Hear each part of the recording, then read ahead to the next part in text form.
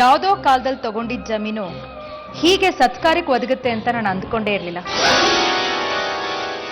ವ್ಯವಹಾರವಾಗೇ ಇರಲಿ, ಇದಕ್ಕೆ ಆಧಾರವಾಗಿ ನನ್ನಿಂದ ಒಂದು ಪತ್ರ ಬರ್ಸ್ಕೊಂಡ್ಬಿಡಿ. ಸಾವಿತ್ರಿ, ನಿನ್ನ ಮಾತಿಗಿಂತ ಬೇರೆ ಆಧಾರ ಬೇಕಾ ನನಗೆ? ಅದು ನಿಮ್ಮ ನಂಬಿಕೆ.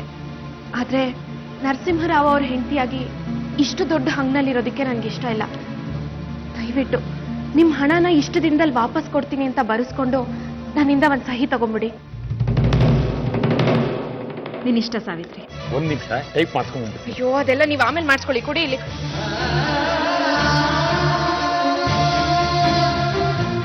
ಮುಜರಾಯಿ ಜಮೀನ್ ಪಕ್ಕದಲ್ಲಿರೋ 50 ಎಕರೆ ಜಮೀನು ನಮ್ಮ ಯಜಮಾನರು ದಾಮೋದರ್ ಹೆಸರಲ್ಲಿತ್ತು.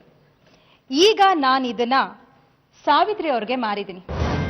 ಸಾವಿತ್ರಿ ಅವರು 1 ಎಕರೆ ಜಮೀನನ್ನ ನಿಮ್ಮ ಹೆಸರಿಗೆ ಮಾಡಿ ಇನ್ನೊಂದು ವಾರದಲ್ಲಿ ಪತ್ರಗಳನ್ನ ನಿಮಗೆ ಮಾಡಿಕೊಡ್ತಾರೆ.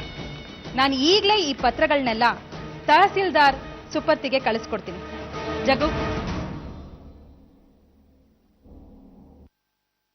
ದಯವಿಟ್ಟು ಈಗ್ಲಾದ್ರೂ ಮದ್ವೆ ಮಾಡೋದಕ್ಕೆ ಅವಕಾಶ ಮಾಡಿಕೊಡಿ. ಮಾಂಗಲ್ಯ ಧಾರಣ ಕಾಲೇ ಮುಹೂರ್ತೋ ಗೃಹ್ಣಂತೋ ಮುಹೂರ್ತೋ ಅಸ್ತು.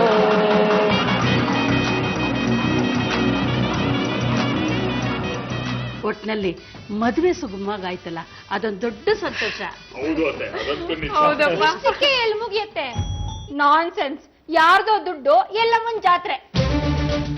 ಹೇಗಿದ್ರು ಆಸ್ತಿಗೆ ವಾರಸ್ದಾರ್ ಯಾರು ಇಲ್ಲ, ಎಲ್ಲ ಕೊಟ್ಟು ಬರಿಗೆ ಮಾಡ್ಕೊಳ್ಳಿ. ತೆಪ್ಪಗಿರಕ್ಕಾಗಲ್ವಾ? ಮತ್ತಿನ್ನೇನ್ ಹರಿ, ಕಷ್ಟಪಟ್ಟು ದುಡ್ಡು ಮುಂದಿನ ಪೀಳಿಗೆಗೆ ಉಳಿಸ್ಬೇಕು ಅನ್ನೋದಿಲ್ಲ. ನಡ್ಸಿ. ಇಷ್ಟು ದಿವಸ ನೀನು ಬೇರೆಯವ್ರ ಬಗ್ಗೆ ಯೋಚನೆ ಮಾಡಿದೆ, ಒಳ್ಳೇದು. ಇನ್ನು ಸಾಕು. ಇನ್ನು ಮುಂದೆ ನೀನು, ನಿನ್ನ ಸಂಸಾರ. ನನ್ ಸಂಸಾರ ಅಂದ್ರೆ ನೀವು, ಹರಿಯಣ್ಣ, ಸುಮ್ಯಕ್ಕ, ಹಲ್ಯಾಗ. ಎಲ್ಲದಕ್ಕಿಂತ ಮುಖ್ಯ ನಿನ್ನ ಗಂಡ. ಅವ್ರಿದಾರಲ್ಲಮ್ಮ. ಇದಾನೆ, ಆದ್ರೆ ಅಷ್ಟು ಸಾಲದು.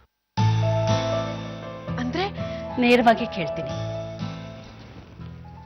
ನನ್ಗೊಂದು ಮಾತು ಕೊಡ್ತೀಯಾ? ಮಾತಾ?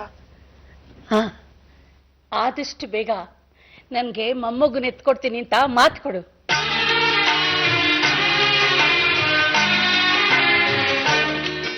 ನರಸಿಂಹ ಹತ್ರನೂ ನಾನು ಮಾತು ತಗೋತೀನಿ, ನೀನೇನು ಹೆದರ್ಕೋಬೇಡ. ನಾನ್ ಪದೇ ಅದೇ ಮಾತು ಎತ್ತೀನಿ ಅನ್ಕೋಬೇಡ್ರಿ.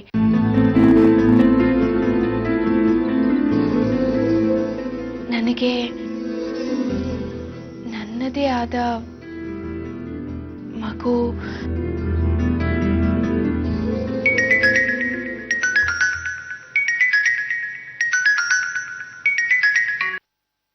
ಹಲೋ. ಹಾಂ ನಮಸ್ಕಾರ ಡಾಕ್ಟರ್, ಹೇಳಿ. ಏನಂದ್ರಿ? ಅಮೃತ ಸುಧಾರಿಸ್ಕೊಂಡಿದ್ದಾಳ? Very good. ಎಂತ ಒಳ್ಳೆ ನ್ಯೂಸ್ ಹೇಳಿದ್ರಿ. ಚೆನ್ನಾಗಿ ನೋಡ್ಕೊಳ್ಳಿ ಡಾಕ್ಟರ್.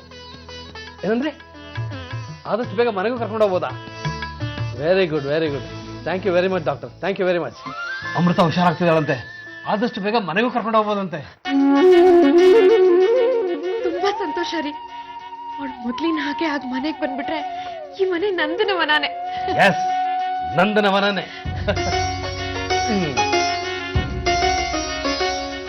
ಸಾವಿತ್ರಿ, ಈ ಮನೇಲಿ ಆಗಾಗ ಏನಾದ್ರೂ ಒಂದ್ ನಡೀತಾನೆ ಇರುತ್ತೆ ಕಣೆ. ಅದನ್ನ ಕೇಳಿ ನಾನು ದಡ್ಬಡ ಅಂತ ಆ ಕಡೆ ಈ ಕಡೆ ಎಲ್ಲ ಓಡಾಡ್ತಾನೆ ಇರ್ತೀನಿ. ಸಾಕಾಗುತ್ತೀನಿ ನನ್ಗೆ.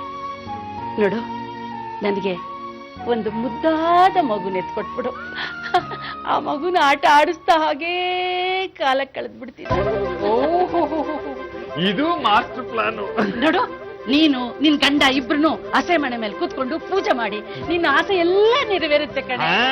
ಅದು ಅವಳ ಆಸೆನೋ ಇಲ್ವೋ ನಂಗೆ ಗೊತ್ತಿಲ್ಲ, ಆದ್ರೆ ನಮ್ಮ ಮಾಸ್ಟರ್ ಮೈಂಡ್ ಇಂದ್ರಮ್ನವ್ರ ಆಸೆ ಅಂತೂ ಖಂಡಿತ ಹೌದು.